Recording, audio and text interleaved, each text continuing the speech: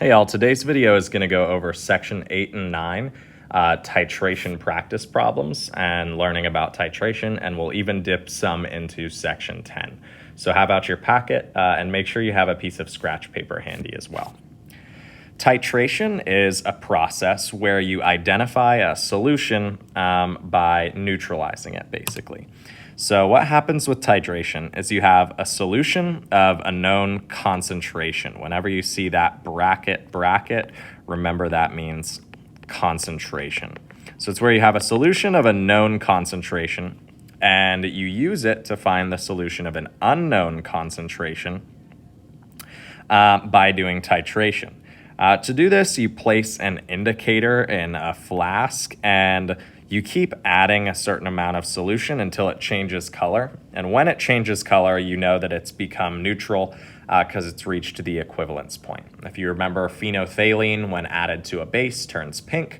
So essentially, if you add it to an acid, it'll be totally clear. But as soon as it starts to become neutral or basic, it's going to start to turn faint pink. This picture right here shows something that has been over titrated because it's clearly very pink, but that's more something to worry about in something like a college or AP chemistry class. There are a few steps to solve titration problems. The first step is always to write the balanced equation. From there, you want to calculate moles of your titrant, which is going to be the substance that has a known volume and molarity, or liters and molarity, or molar. Third, you're going to use mole ratios, our old friend from stoichiometry, to find the moles of a substance being titrated. And lastly, you'll calculate either the volume or molarity of a substance being titrated. Now, this is a lot of words, but it becomes easier with habitual practice. So at this point, I want you all to grab your piece of scratch paper and start looking at number 1 in section 9 for us to practice together. Okay. This practice problem says a student titrates a 20 milliliter sample of a solution of HBr with an unknown molarity. The titration requires 20.05 milliliters of a 0.1819 molar solution of NaOH. What is the molarity of this HBr solution? Okay. The first thing to do always is to write our balanced equation. So we're going to write our acid-base reaction, which comes from neutralization. Our acid here is HBr. We know it's an acid because it starts with an H. Our base here is NaOH. We know it's a base because it ends in OH. We know acids and bases, when combined, always form water, and they always form a salt made of the spectator ions, in this case, sodium and bromide. This means our balanced equation looks something like this. We don't actually have to add any coefficients in this one. We're lucky. We don't have to do any extra work, but a lot of the times you will. So step 1 always is to write your balanced equation. After step 1, I like to do 3 things. I like to make a list that includes 3 things, and I like to make it for my acid and for my base. That list, what I'm going to list out is I'm going to write each thing's molarity, I'm going to write out each thing's milliliters, and I'm going to write out each thing's mole ratio. Molarity, milliliters, mole ratio, the 3 M's of helping you solve titration practices. So for my acid in the problem, it says my acid has an unknown molarity. My acid molarity is question mark. It says its milliliters is 20.0 milliliters, and its mole ratio, if I look at my acid right there, there's an imaginary 1 there, and so my acid has a mole ratio of just 1. Next, my base. My base, NaOH, has a molarity of 0.1819 molar.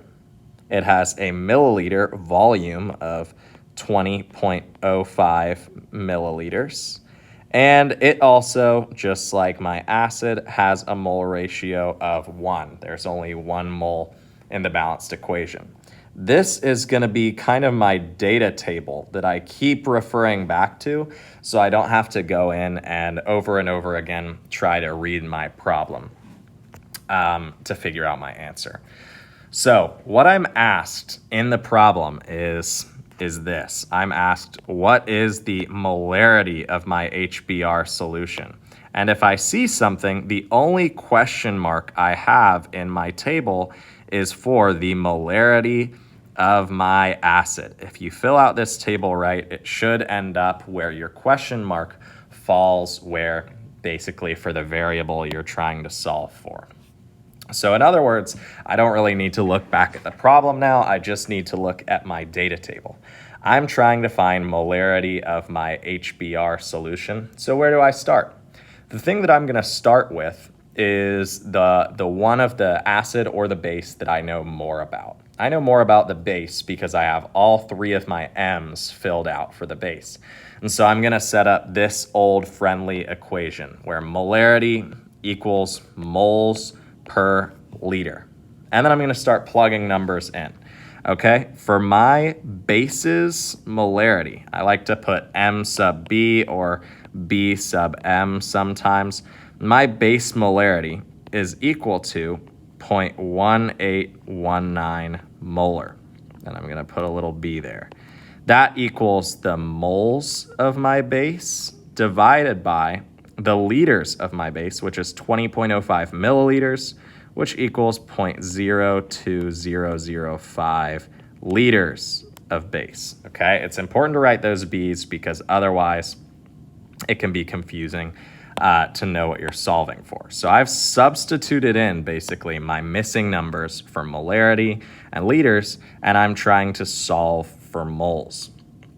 If I plug these things into my calculator and solve for moles, I get that I have 0.003648 moles of my base. Now's when I start to look at my mole ratio over here. For every 1 mole of base I have 1 mole of acid as well, which means if I have 0.003648 moles of base, I also have 0.003648 moles of my acid. So I'm going to set it up just like this. Lastly, I am looking for molarity. I have moles of acid, I have liters of acid, so I can solve for molarity by plugging it back into this formula here. My molarity of my acid equals my moles of my acid, which is 0.003648 moles of acid, divided by my liters of acid, which is 0.0200 liters of acid. Again, I just converted that from my milliliters of acid. Finally, what I'm going to do is I'm going to plug this into my calculator. I take, sorry, I don't actually have a calculator in front of me. I take 0.003648, I divide it by 0.0200, I plug that in, and I get that the molarity of my acid equals 0.1824 molar is the molarity of my HBr solution shown, and that is my final answer. You can see that this is kind of a long and complicated process, but as long as we keep referring to this table and we make sure we use every number in it, we should eventually be able to get to our answer. Let's try with another one, number 4. This one is slightly more difficult for a reason you'll see in just a second. So this time we have a 50 milliliter sample of NaOH solution that's titrated with a 1.605 molar solution of H2SO4. Titration requires 24.09 milliliters of the acid solution to reach the equivalence point. What is the molarity of the base solution? So the first thing we're going to do is write out our balanced equation. We have NaOH, our base, plus H2SO4, our acid. Because it's an acid-base reaction, we know it's going to produce water, And it's also going to produce a salt. The salt that it's going to produce is Na2SO4. We then need to go in and make sure our equation is fully balanced. If I add a few numbers here, my equation quickly becomes fully balanced and I don't have to worry about much else. All right, let's move into, there we go. Now my equation's fully balanced. Let's move into solving this equation out. Again, what I like to do is make my table of my 3 M's, my molarity, my milliliters, my mole ratio for acids, and for bases. Let's start with acids. My acid is H2SO4, and my molarity of that solution is 1.605 molar. My milliliters of that solution is 24.09 milliliters. And my mole ratio is this imaginary 1 right in front of H2SO4 is a 1. Now I do it for my base. My base's molarity is what we're trying to solve for. It says, what is the molarity of the base? It's not given in the problem. My base's milliliters is 50.0 milliliters of base. My base's mole ratio is that 2 right there. The reason this problem is a little harder is because we don't have a mole ratio of just 1 to 1. We now have a mole ratio of 1 to 2. That makes it a little bit harder. Okay, now we dive into our problem. We're going to start with the one we know more about, which in this case is our acid, and we're going to use the formula molarity equals moles per liter to calculate the moles of acid. So my molarity of acid is 1.605 molar acid equals some amount of moles of acid over liters of acid, which is 0.02409 milliliters of acid, or sorry, liters of acid. We just converted that from milliliters. We then type this into our calculator to solve for moles. 1.605 times 0.02409, and we get that we have 0.03866 moles of our acid. Now, if we have 0.03866 moles of our acid, we must have double that moles of our base because our ratio is 1 mole of acid to 2 moles of base. So we double our number. 0.03866 times 2 is 0.07732 moles of base. Now that we have moles of base, we can solve for molarity of base using this same formula we used up above. My molarity of my base is equal to my moles of my base divided by my liters of my base, which is 0.0500 liters base. I plug that into my calculator, and I get that my molarity is 1.55 molar solution of, what base am I working with? NaOH. There. Now we've solved this one, where again, we're referring back to our chart. We're making sure we have crossed everything out that we've used it, calculating moles of one thing, using it to convert to either molarity or milliliters for the other. Now, all these problems in section 9 are asking you to calculate molarity, like number 1 that we did together and number 4 that we did together. So if you feel good about those, you can try those. But we haven't tried one yet where we're solving for milliliters. Though it is the same thing, I'm going to do another example of those in section 10, just so you guys kind of get an idea of what I'm doing. So I'm going to do section 10, number 1. This one says how much 6 molar HNO3 is needed to neutralize 39 milliliters of 2.0 molar KOH. Again, we always start by writing our balanced equation. HNO3 plus KOH yields water and a salt. My salt is going to be potassium nitrate. This equation looks like it's already balanced for us, which is great. Now we need to go in and make our chart with our molarity, our milliliters, and our mole ratio.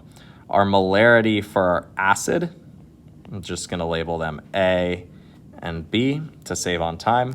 Our molarity for our acid is 6.0 molar. Milliliter is what we're trying to figure out. It says how much of it. And our mole ratio is 1 for our acid. Our base, its molarity is 2.0 molar. Its milliliter is 39 milliliters, and its mole ratio is also 1. We have a 1-to-1 ratio here. Now, we need to work towards trying to figure out our question mark, our milliliters of acid, which means we're going to start with our base and calculate moles of base using M equals moles per liter. Okay, so for our base, 2.0 molar of base equals some amount of moles of base divided by liters of base, which is 0.039 liters. Again, we've just converted that from milliliters. We solve for moles by plugging this into our calculator. 2.0 times 0.039 is 0.078 moles of base. If we have 0.078 moles of base and our mole ratio of acid to base is 1-to-1, that means we also have 0.078 moles of acid. And now we can solve for milliliters of acid using this same formula up above, where we say our molarity of our acid is 6.0 molar of acid. Our moles of acid is 0.078, and our liters of acid is what we're trying to solve for now. We solve for this by taking 0.078, dividing it by 6, and we get 0.013 liters of acid, but we really want to know how many milliliters it has, so we multiply this by 1,000 and get 13 milliliters of acid are needed to solve this problem. These questions are not easy. They do require several steps, so if you're confused about anything, be sure to go back and watch one of the 3 or 4 problems that I did, going slowly, making sure that you understand what I'm doing along each step. If not, there's tons of other practice problems out there or ways to solve titration. Lots of videos exist. So go through the rest of the ones on section 10, go back and solve the other ones on section 9, and you should be all good with titration and neutralization. Thanks.